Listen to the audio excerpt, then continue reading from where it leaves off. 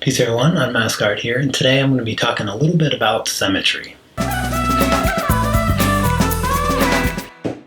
Alright, so before I get started on any of the topic for today, I'm just going to share a little bit about what I've done this past week. So the first thing is a new time lapse that came out last Thursday. If you haven't seen it, make sure you check that out. It covers all 52 of the weekly drawings in about 5 minutes. So a lot of people really liked it, and for those that commented, thanks a lot for commenting and liking it. So the other thing that I did this past weekend was record a new tutorial on how to color, and it covers a lot. It's about 15 minutes long, and I'm going to show you what I did for that. So this is what I colored for that tutorial. It's nothing fancy. I did it in about an hour. But and I'll go into a lot more detail in that tutorial. It comes out next week. This Thursday I have a new subscriber portrait coming out this Thursday. I'm really excited about it because it's the first subscriber portrait that I did with my new camera here. And it worked really, really well. I love this new camera. It works fantastic.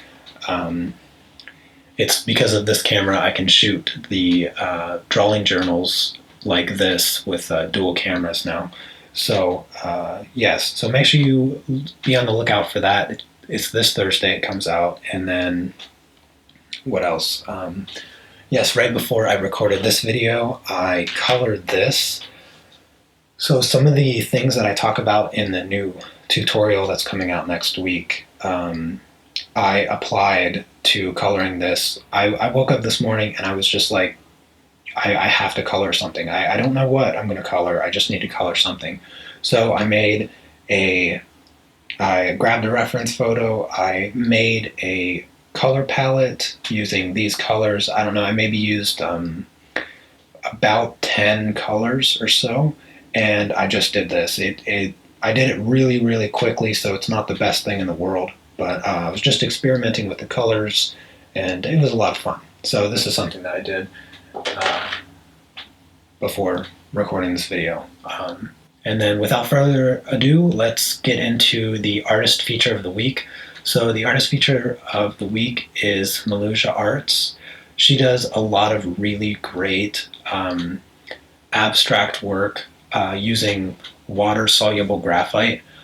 She has her own channel that I definitely encourage you to go check out and subscribe. Please subscribe to it and check out her work. It's really great. It's one of my favorite channels on YouTube because she has a very defined style. She's a young artist, and yeah, so definitely go check that out.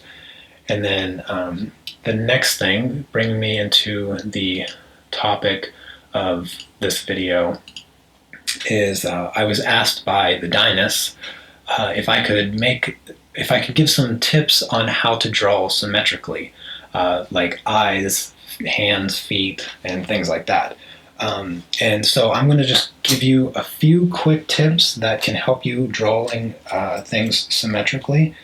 One of the things that I want to mention is that symmetry is not all that common, or as common as you might think, for things that occur in nature. I mean, if you're doing geometry, obviously symmetry is really important, or architecture, things like that. And one of the things that I talked about in a previous tutorial on 5 ways to improve your artwork, I talk about sketching and making multiple sketches, and that's something that you should always consider doing when you're working on a piece. So back to the topic of symmetry, there's a few ways that I use or that I do to get things symmetrical. If in the case of somebody's face, there's a whole list of measurements. Everybody's kind of got their own and whatnot, and I'm just gonna sketch something out really quick. So for symmetry of the eyes, I like to do these boxes. You have one long rectangle, you break it up into thirds, and kind of the general rule is that you're supposed to be able to fit a third eye in the middle between two eyes. Rules aren't necessarily meant to be the end all of how to do things, but it's a good general rule. And for eyes, you break it up into these rectangles here, and you can match your lines in either rectangle, and that really helps you draw things symmetrically. So that's the first thing. Little rectangles for the face. You can do things like that with the nose and mouth or whatever. So if you wanted to do the mouth, you could draw a larger rectangle if you really wanted to.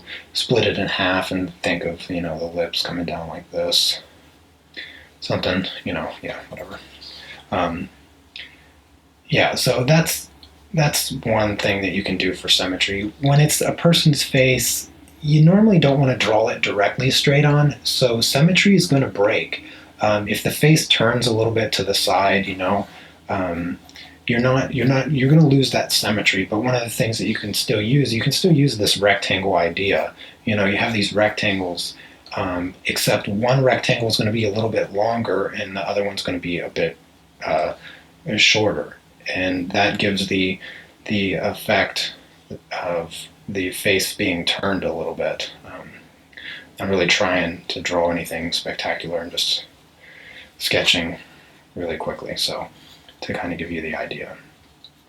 But anyways, so the square thing, other shapes, if you're drawing something like feet, you can break it up into shapes. Doing two circles the same size is pretty easy. And then you can do, triangles and then toes or whatnot. And getting these shapes the same size is a lot easier than trying to draw the feet in its complete form right off the bat, doing those symmetrically like that. So you got 2 feet the same size, and they're pretty symmetrical. Of course, this isn't really the way that people stand, So symmetry of the feet, again, it's really not that important of a skill.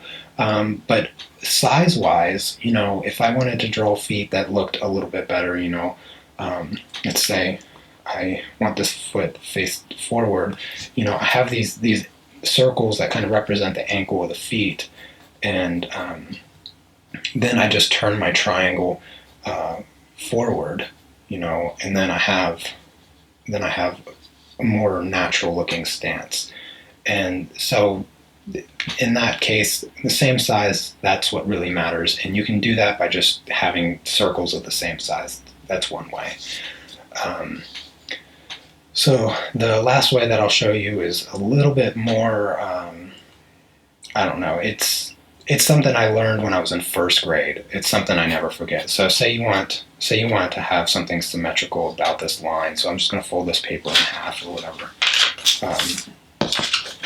Yeah, so say you want to have something symmetrical about this line here, and we'll just do, I don't know, let me do it here. All right, so say I want it to, for some odd reason, I want to mirror this ear over. So I'm just going to darken my line a bit. And folding the paper is not really going to matter because you should be drawing, if you're sketching, you should be drawing on paper you don't really care about in the first place. So you just fold it over, push my lead back in, and then you just rub it like that. And then it will be symmetrical. It will give you a little ghost shadow thing, and then you can just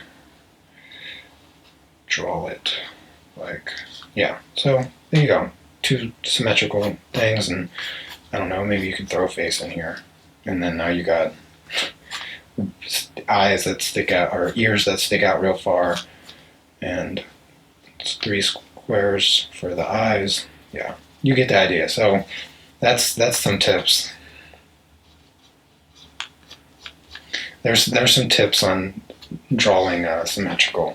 But anyway, so I'm going to get back to this drawing here that I started last week, And I mentioned last drawing journal, it was more about covering the background, right? And I showed you how I was using the paint thinner to blend the colored pencil in. So this is the result that I got, and it was really great. It worked out really good. The drawing that I was comparing it to was this one here. So you can see that on this one I burnished. It's really dark. I could still probably do another layer on this one. It could still be a bit darker around this area and up here and stuff. But overall, I barely used any of my pencil. And I didn't have to press hard. I didn't have to work for this one. Like, this one was pretty easy. And this paper is really thin, and so even getting tons of paint thinner on it, it really didn't affect the paper at all. So that turned out really good. So yeah, geez, I feel like I've been talking at 100 miles an hour. So yeah, I'm just going to work on this a bit, and then that's pretty much it. I don't really have much else to talk about. Hopefully the symmetry ideas was helpful to anybody, and if they were, let me know. And if you have any other questions about symmetry or anything really, if there's anything you want me to talk about in next week's video, just let me know in the comments, and I'll try to fit it into the next drawing journal.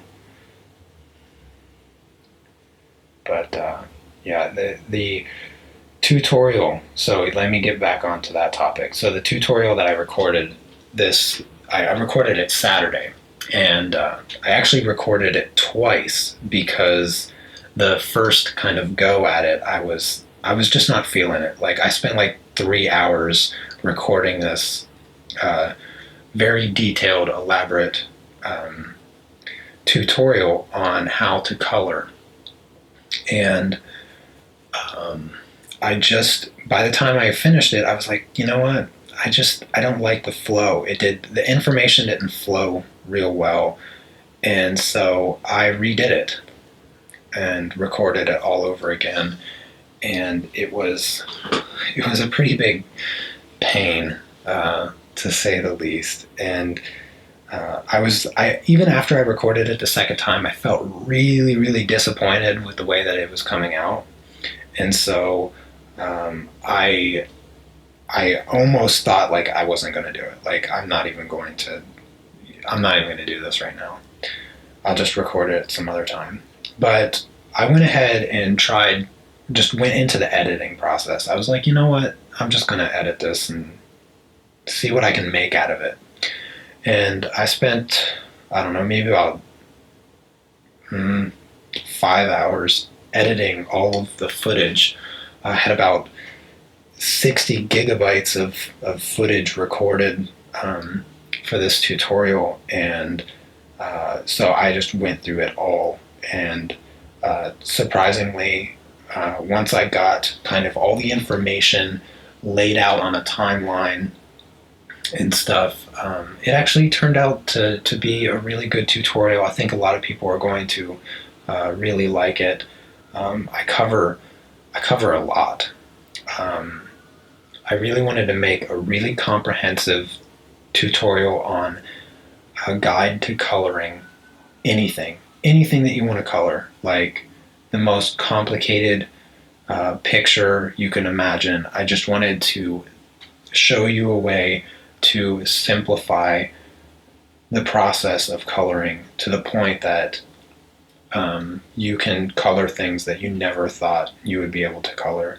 And that's what brings me back to this. Like, I would have never really thought of using the colors that I did for such a piece. The yellow is a bit bright in this, and I didn't spend a lot of time. There's not very much detail going on here. If I wanted to smooth this out a bit, I could totally use colored pencils on it, but I was just trying to throw down these colors to get this image to come out and look as good as it does now. it looks better if you're standing away from it, not so close. But yeah, the tutorial was a pretty big pain to do, but I'm really satisfied with the way that it came out at the end. I think I think it's going to be really helpful to people. At least I hope so. I mean, getting the opportunity and just forcing myself to think about all the things um, and kind of teach it the best that I can was even beneficial to me. So even if nobody else benefits from it, I certainly benefited from the project and doing it and stuff like that.